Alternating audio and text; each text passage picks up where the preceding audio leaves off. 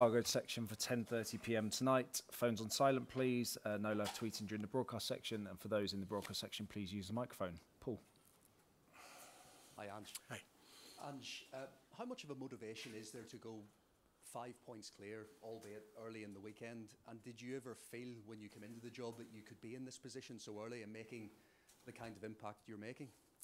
The first part of your question, it doesn't really add any significance because, as you said, whatever happens Friday night, there's still a full round of Premier League fixtures to be played, and again, nothing of real significance comes at the end of that. So, but in terms of I don't go into a job not believing I can't make an impact. That's my role, and but like I've said a few times, the measure of that is not really that having some predetermined time frame to when that happens and how it happens. It's about just trying to focus on putting the things in place that I think are important for what we're trying to build, and along the way those the progress comes at various times and at different sort of trajectories. We're in a good space at the moment, but again, we've still got plenty of work to do to make sure that we, what we do now is sustainable, because that's the main thing. It's not about just making a short-term impact. It's about building something that hopefully brings sustained, opportunities of success for the club. In my experience, managers don't like to talk about a title push in October, November time, but I was going to ask about your experience of being through many league title winning seasons. So what are you saying to players in October and November, even if it is early? Yeah, there's a real good reason that no manager would talk about winning a title in October and November, and that's because we all know there's a long way to go, and we don't talk in those terms of the players. My kind of main information sort of flow is about how can we keep improving? How can we kind of tackle the challenge of being in the most competitive league, in the world, on a weekly basis? Because that's the real challenge for us, particularly in sort of our stage of development, is to understand that, irrespective of kind of what's happening outside or the noise from outside, every game is a real hard one for us, at the moment in where we are as a team. And we need to be fully focused on that. And, from my perspective, the lads have been really good at just, keeping their eyes firmly on, what's next. And what's next for us is a tough game tomorrow night. On Monday night, James Maddison talked about you giving your opinions to them in pre-season at the Shakhtar game and just reminding them of what's required over the course of 90 minutes. What did you make of that? And are you getting, again, closer and closer to where you want to be compared to what it's been like here in the last couple of seasons? Yeah, look, my reference point isn't sort of what's happened the last couple of years. My reference point is where I want the team to be, and that's irrespective of kind of, where the team's been, in recent times. Obviously, like I said, when bringing me in, the club was aware that things were going to change, not because of any other reason, but because of who I am and the way I do things and the way my teams play. So, I've said before, there's no point coming in and sort of, tinkering around the edges. We had to make some real changes in everything we did, and that's what we've done. And, within that context, there are some, pillars of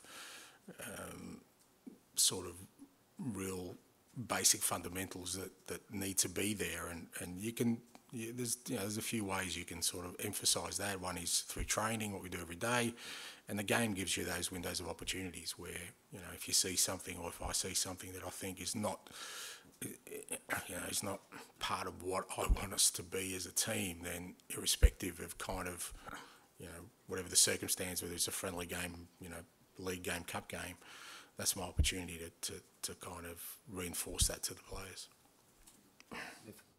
Hi, Ange. Good afternoon. Top of the league, still unbeaten, but if there is a certain area you would like to see improvement as a team, as a club, what would that be? All of it, mate. All of it. We still, we still got to, grow in every area. but there are areas where we're already very good, and you know, particularly around the defensive side of our game. I think we've been excellent, really consistent. You know, I said after the game Monday night, I think it's what won us the game, just our ability to willingly work hard, you know, press the opposition, be really disciplined and committed to like forcing oppositions into mistakes. I think, you know, that's been really, really good and really pleasing for me. I still think our main growth will come in the attacking side of the game. I still think, you know, particularly in the front third, we're still, you know, a lot of our movements are still sort of not natural and not, you know, fluent like we want them to be, which is not surprising. But what's still getting us the goals is we've got great quality up there that's kind of contributing to that. But I still think, you know, the biggest area of growth for us will be, you know, in our attacking side of the game. Asking about Heung-min Son, who won the Player of the Month award recently. On Monday, scored his 50th goal at the new stadium. How impressive have you been, not only by his quality, but his leadership as well? Yeah, they've both been outstanding, as you said. Look, he's a fantastic player. He's been a fantastic player for a very, very long time. So I'm not, you know, it's not me making an impact on him, but you know, I think he's, you know, embraced his leadership role, and he wants that responsibility, which is the first thing you need to understand, because, you know, it's leadership sounds great and, you know, can even seem a little bit glamorous, but there's a lot of responsibility that comes with it, and you need to want that as a player, because obviously, you know, people are always looking at you, you know, to see whether, you know, you're showing not just the behaviours and talking about it, but then when it matters most, game day, you're producing, because that's being a leader. You know, it's you can't hide, particularly on match day, and he's been a real catalyst for us, both you know, with his goals, but also, as I said before, you know, he's a big part of our sort of defensive structure and press, the way we've been working, and you know, he's been outstanding in that area. Tomorrow will be your first time managing against Roy Hodgson. What do you think has been his formula or secret to his longevity in the game, and especially in the Premier League? England-Australia 2016, I coached against Roy up in Sunderland, so I've had the pleasure of coaching against him at international level. Look, he's just an outstanding manager. He's an absolute gentleman. Whenever I have come across him, and people, you know, we talk about Roy, always talk about, you know, the kind of person he is, and you know, I love his career. For somebody like me who's had a different journey, I look at somebody like Roy and I've got so much admiration for the career he's had, because I guess for all of us, it's, you know, we start off in this, you know, kind of decision to become a manager, and yeah, you kind of talk about, well, what's the main thing you want is that you hopefully do it for a very long time because we love it, but we know that the job has a precarious nature to it. You kind of hang on to the fact that hopefully you have some success that prolongs your career. But beyond that, it's what I love about what I do is the experiences you gain along the way. And I look at Roy and I just think he's had the richest of careers. You know, he's coached here, he's coached abroad, he's coached big clubs, smaller clubs, he's fought for honours, he's fought against relegation, he's coached different countries. You know, whenever he does decide to quit, and that probably isn't going to be for a while the way he's going, you know, he can look back and he's got such a rich career that I think means more than just having success, you know, or you know, earning a lot of money or fame. I just think the experiences he probably speaks 5 or 6 languages. He can go to multiple countries, multiple clubs, and be welcomed with open arms. Just massive admiration, and a career. You know, hopefully, when I get the end of it, can have sort of a fraction of the experiences he's had. George. Ange, hello. Just on Roy, he's 76. So I just wondered, will you still be going up to that age as a manager, or do you think? Oh, mate, who knows? That's not the plan. 76, somewhere on a Greek island, lying back, watching football from around the world, maybe, you know, doing some punditry and becoming an expert overnight. So that's the plan, but you never know in life, mate. just a word on team news, please. Just any injury concerns. Yeah. Is it Udogi? Yeah, so the two main ones are obviously from the other night, Pape and Destiny. Pape is fine. He kind of bounced back sort of 24 hours after the game. Like I said, he had a bit of an illness and he's trained well. Destiny, we're still going to assess. Obviously it's a short turnaround from the other night, so we'll have a look at today and see how things go, and I'll make a decision after that. Everyone else has come through fine and available. I can understand you planning down the title tour, but from where you are now, a quarter of the season almost gone, would you be really disappointed if you're not playing Champions League football next season because you've had such a strong start? I'll be disappointed if we're not a better team than what we are now, mate. That's my measure. If we continue to improve as a team, like I said at the start of the year, I reckon our supporters will give me a fair indication how we're going. So if we get to the end of the year and they're a happy lot, then I reckon we'll be in a good space. So we'll see where that takes us. Charlie, there you go. Just following up on what Paul asked about, you told the players in no uncertain terms what you thought wasn't good enough. Just wondered how they reacted to that, and if you've seen a reaction the last few days.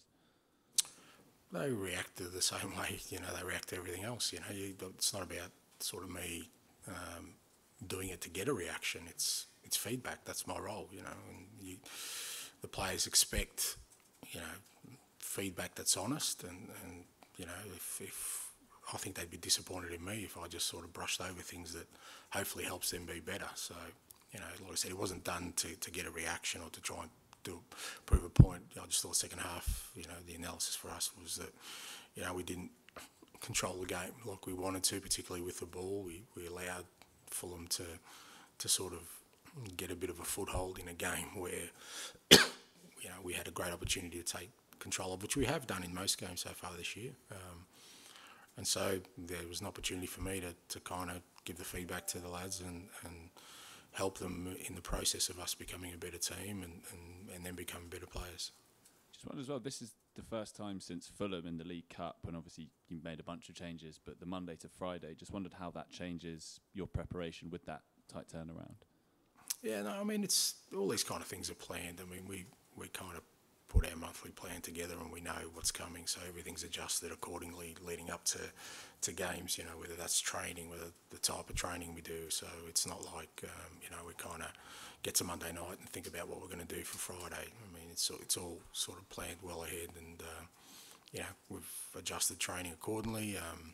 Looking at the players, I think they're ready to go tomorrow. They're in a good space physically and mentally in terms of recovery from the other night, so there's no issues there. And just obviously with the fewer games, there are fewer minutes to go round. And I know you've had that previously in your career, but here there are some quite high-profile players that aren't really playing. Has that been something you've had to be conscious of, how to keep them motivated and engaged? No, I don't think that's my role. My role is to provide an environment where all the players feel like they're valued, they get an opportunity, they all train together, they all train as one. We don't separate the group. Their own motivation needs to come from within as to how they, if they're not playing, how they use that to contribute. But, we wouldn't be in this position we are right now if we were relying on 11 players. I keep saying that, if games finish at the 80th minute mark, we'd probably be sitting mid-table. So the contributions that have come in those minutes have come from guys who maybe don't start games. So, I think the motivation is there for all the players if they want to be part of and I think that comes hand in hand with being at a big club. If you want to be at a big club, you're not going to be guaranteed anything. You've got to earn everything, and it's no different here. Rob, please.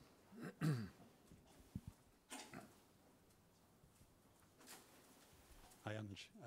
Ben Davis wasn't in the matchday squad on Monday. How is he? What was the issue? Is he involved tomorrow? Yeah, no, he's fine. He got a knock day before training. He fair to say, training at times teeters on the edge, and he unfortunately he copped a nasty one at training. Just a bit of a knock, which kept him out. It was the day before the game, so kept him out of the game. But he's trained and he's fine and ready to go. I know you said in a club interview last week, Ryan Sessegnon's a longer-term injury. Is he someone who could potentially be back next month, or we think? No, longer term, mate, longer term. Yeah, still a way to go.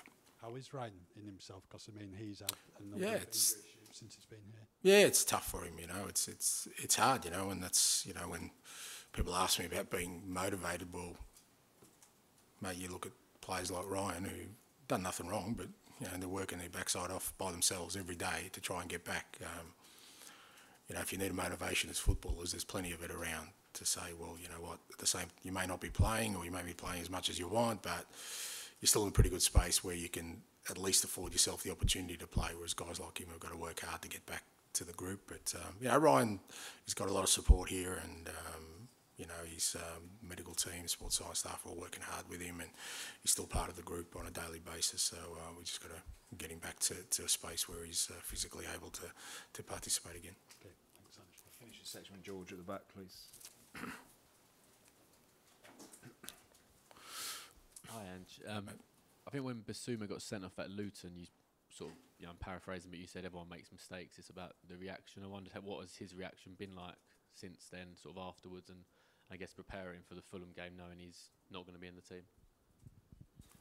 Yeah, I mean, I don't think I was talking about his reaction. I was talking more about the team's reaction when a mistake's made. That, you know, we're going to have individuals who at times, you know, sometimes in no fault of their own, will make mistakes that have consequences for the team. It's how we react as a group to that, and I think our reaction to that as a group was good. In terms of Biss himself, yeah, I mean, he was disappointed, but you know, his teammates, you know, got the job done, and I think he's appreciative of that. And he also saw the team win without him. So all these kind of things are lessons. You know, if you want to, as I keep saying, I don't need to sort of keep reinforcing anything. That, you know, the players are well aware of, you know, consequences of actions, and I don't need to make any further point on that. They can see it themselves that, you know, they need to, you know, stay disciplined, and, you know, if they do make a mistake, then it's just about making sure they're ready for their next opportunity. I guess that's a nice selection headache to have. Basuma's been really good this season, but Pierre's come in, done a really good job, and leaves you with a nice dilemma for tomorrow. Yeah, look, it's no different to any other week. There's always, I mean, not really dilemmas. They're just, you know, choices that we you know, people in my position have to make, and I've always kind of made those decisions, you know, pretty simply and cleanly about what I think we need tomorrow night. And, you know, we'll start with a certain group of players, we'll finish with a different set of players, and it's about trying to get the job done. And then when that game's done, then we kind of look to the next one. So it's good to have Biss available for sure, because he's been a big part of what we're doing. And as you said, the team did well the other night, so yeah, that should make us stronger. And just funny for me, you mentioned about your sort of admiration for Roy. I mean, he's 20 years older than you, but I think it took him 20 years to actually manage in the Premier League for the first time. Out of all the managers in the Premier League, is his journey the most similar to yours from that aspect? Oh, I mean, I don't know if it's similar, but like I said, I've liked. I admire, you know, the road he's travelled, because it isn't your conventional road. You know, I mean, when he went to Sweden all those years back, it was a big move for an English manager, you know, and they kind of. So I kind of think back, and, you know, it was a brave decision for him, and he was such a success there, and it's been a catalyst to his whole career, where he's just, you know, kept taking on challenges, and, you know, he's been given, you know, challenges, which means that's how highly rated he is, because you don't keep getting opportunities unless you know, people look at your body of work and think, well, you know, and I'm sure that's what Crystal Palace did last year when they had a choice, you know, well, Roy's there, we know what he can do, and you know, he's done a tremendous job for them. Okay, well, in the broadcast section there, we'll move on to the embargo for 10:30 p.m. tonight.